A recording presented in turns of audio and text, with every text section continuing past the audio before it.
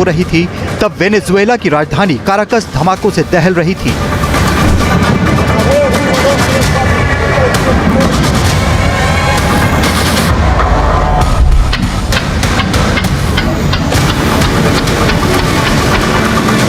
America ने Venezuela के खिलाफ अब तक की सबसे भीषण सैन्य कार्रवाई को अंजाम दिया।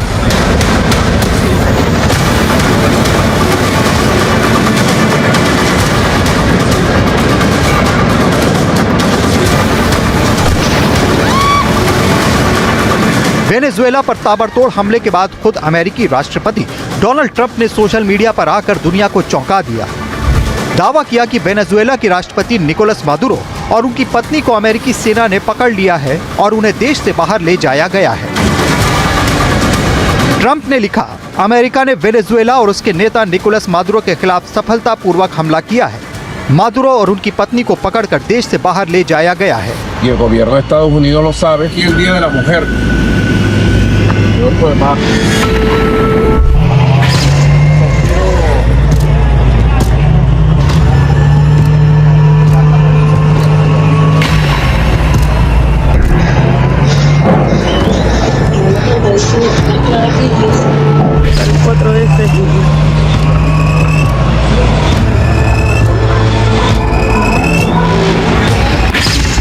सूत्रों के मुताबिक इस सीक्रेट मिशन को अमेरिका की सबसे खतरनाक यूनिट डेल्टा फोर्स ने अंजाम दिया। ये वही डेल्टा फोर्स है जिसने आतंकी बगदादी का खात्मा किया था। काराकस के सैन्य ठिकानों और मादुरो के गुप्त बंकरों पर आसमान से मिसाइलें बरसीं और इसी अफरा तफरी के बीच अमेरिकी कमांडो ने मादुरो को उनके घर से उठा लिया।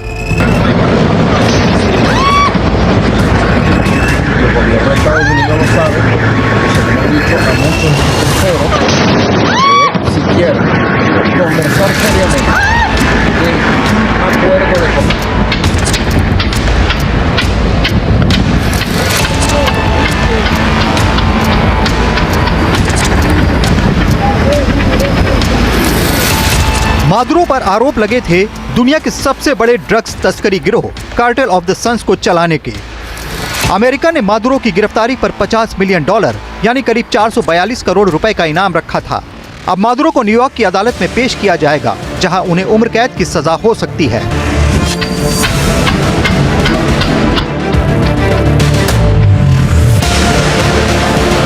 It's not pressure campaign. It's much beyond that, I think. But I spoke to him briefly, just told him a couple of things.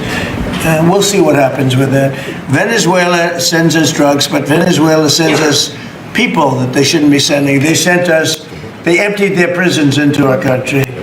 They sent us killers, murderers. They sent us drug dealers at the highest level.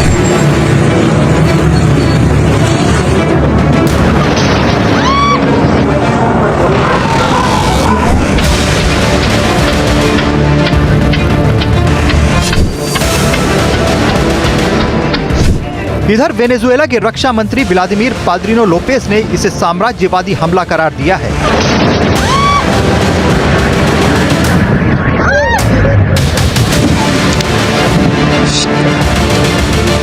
Ay, mamá.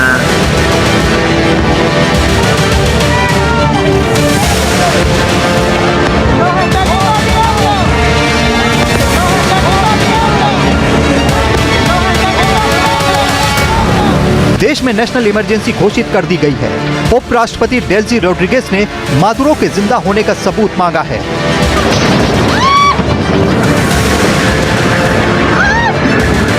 रूस और Iran ने इस कार्रवाई की कड़ी निंदा करते हुए इसे अंतर्राष्ट्रीय कानूनों का उल्लंघन बताया है।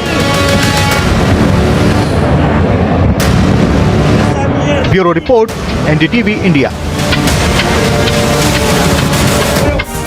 एक मामूली बस ड्राइवर जो कभी काराकस की गलियों में बस चलाया करता था, वो शख्स दुनिया की सबसे बड़ी महाशक्ति, अमेरिका के लिए सबसे बड़ा सिरदर्द बन गया।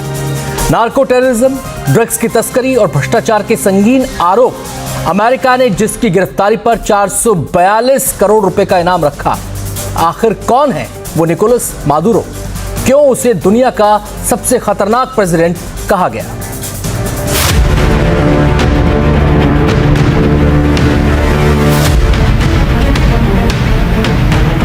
ये कहानी शुरू होती है काराकास की सड़कों से। साल 1962 में एक साधारण कैथोलिक परिवार में जन्मे निकोलस मादुरो ने अपने करियर की शुरुआत मेट्रो बस ड्राइवर के तौर पर की थी। लेकिन बस के स्टीयरिंग से लेकर सत्ता के सिंहासन तक का इनका सफर किसी थ्रिलर फिल्म से कम नहीं है। मादुरो की किस्मत तब पलटी जब वो वेनेजुएला के कद्दावर नेता ह्यूगो चावेज के करीब आए। चावेज के लिए मादुरो उनके सबसे भरोसेमंद हनुमान थे। चावेज ने उन्हें विदेश मंत्री बनाया, फिर उपराष्ट्रपति और मरने से पहले उन्हें अपना उत्तराधिकारी घोषित कर दिया। 2013 में चावेज की मौत हुई और मादुरो ने वेनेजुएला की कमान अपने हाथ में ले ली।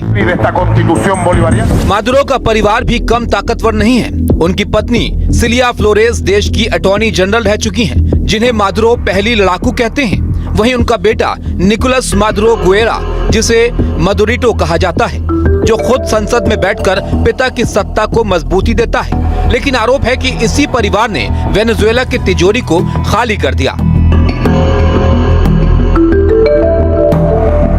तो क्या क्या आरोप है?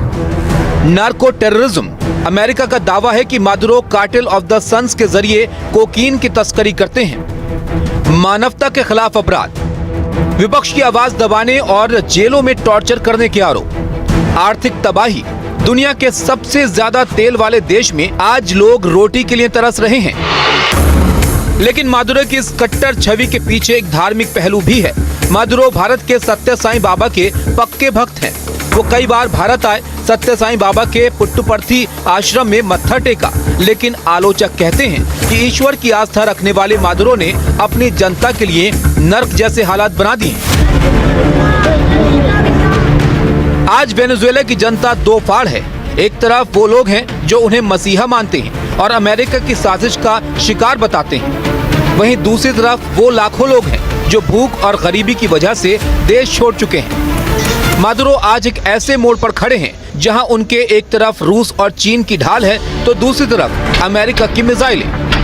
निकोलस मादुरो सिर्फ एक नेता नहीं बल्कि एक ऐसी पहेली है जिसे सुलझाने की कोशिश में पूरी दुनिया दो हिस्सों में बट गई है। क्या अमेरिका उन्हें न्यूयॉर्क की अदालत तक ले जा पाएगा या मादुरो अपनी सत्ता को बचाए रखेंगे?